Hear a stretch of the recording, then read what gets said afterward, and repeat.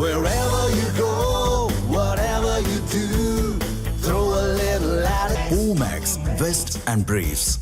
குடிநீர் வழங்கும் திட்டத்தை தனியாருக்கு வழங்கும் தீர்மானத்தை கைவிட வலியுறுத்தி சேலம் மாநகராட்சி கூட்டத்தில் அதிமுக கவுன்சிலர்கள் உள்ளிருப்பு போராட்டத்தில் ஈடுபட்டனர். இதுகுறித்து நமது செய்தியாளர் கண்ணன் தரும் கூடுதல் தகவல்களை கேட்கலாம். கண்ணன், முழு விவரம் என விரிவாக வழங்கலாம். சேலம் மாநகராட்சியின் 60 கோட்டங்கள் உள்ளடக்கிய 4 மண்டலங்களுக்கு சுமார் 10 லட்சம் மக்கள் வசித்து வருகின்றனர். இவர்களுக்கு நாள் ஒன்றுக்கு ஒரு நபருக்கு 130 லிட்டர் குடிநீர் விநியோகம் என்ற வகையில் 157 மில்லியன் லிட்டர் தண்ணீரானது மேட்டூர் குடி திட்டத்தின் கீழ் இருந்து மேட்டூரிலிருந்து குழாய் மூலம் வரவழைக்கப்பட்டு பொதுமக்களுக்கு சப்ளை செய்யப்பட்டு வருகிறது. இதில் 3 நாட்கள் முதல் 10 நாட்கள் வரை இந்த குடிநீர் சப்ளை இருந்தது. ஆனால் மழை காலம் துவங்கியின் காரணமாக குடிநீர் சப்ளை ஆனது 15 முதல் 20 நாட்களுக்கு மேல் நீடித்தது. இதனால் கடந்த கூட்டத்திலேயே அதிமுக உட்பட பல்வேறு திமுக கவுன்சிலர்களை பல்வேறு குற்றச்சாட்டுகளை குடிநீர் விநியோகம் குறித்து முன்வைத்தனர். இந்நிலையில் மாநகராட்சி நிர்வாகம் இந்த குடிநீர் திட்டத்தை தனியாருக்கு, அதாவது 4000 கோடி ரூபாயில் தனியாருக்கு வழங்குவதாக இன்று தீர்மானம் கொண்டு வந்தது. அதாவது தீர்மான நகல் எண் 21 இந்த திட்டம் குறித்து விரிவான தகவல்கள் அளிக்கப்பட்டிருந்தன.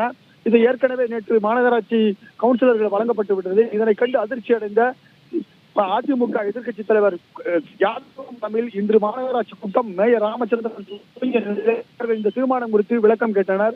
ஆனால் விளக்கம் சரிவர வழங்கப்படவில்லை. அதே நேரத்தில் எதிர்க்கட்சி திமுகவினரும் கடும் பக்குவாதத்தில் ஈடுபட்டனர். இதனால் மாதவமூர்த்தி தலைமையில் அதிமுக கவுன்சிலர்கள் உள்ளிருப்பு போராட்டத்தில் ஈடுபட்டனர். இதனால் திமுக அதிமுக இடையே கடுமையான காரச்சார வாக்குவாதம் ஏற்பட்டு 2 தரப்பினரும் கைகலப்பு ஏற்படும் சூழல் நிலவியது. தொடர்ந்து மேயர் தலையிட்டு 2 தரப்பினை சமாதானம் செய்து வைத்தார்.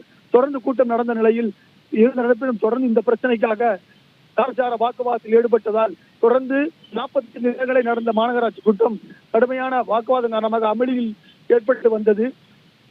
ஆனால் அதிமுக கவுன்சிலர்கள் தொடர்ந்து இந்த திட்டத்தை கைவிட வேண்டும் என தொடர்ந்து வலியுறுத்தி வந்தனர். இந்நிலையில் மாநகராட்சி மேயர் ராமச்சந்திரன் உடனடியாக தீர்மானங்களை வாசிக்கும்படி தெரிவித்தார். இந்த தீர்மானம் உட்பட பல்வேறு தீர்மானங்கள் உடனடியாக நிறைவேற்றப்பட்டன. இதனால் அதிர்ச்சி அடைந்த அதிமுக கவுன்சிலர்கள் சபையிலிருந்து வெளியிடப்பு செய்வதாக அறிவித்தனர். இந்த தீர்மானம் காரணமாக இன்று மாநகராட்சி கூட்டம் 45 நிமிடங்களே நடந்தது.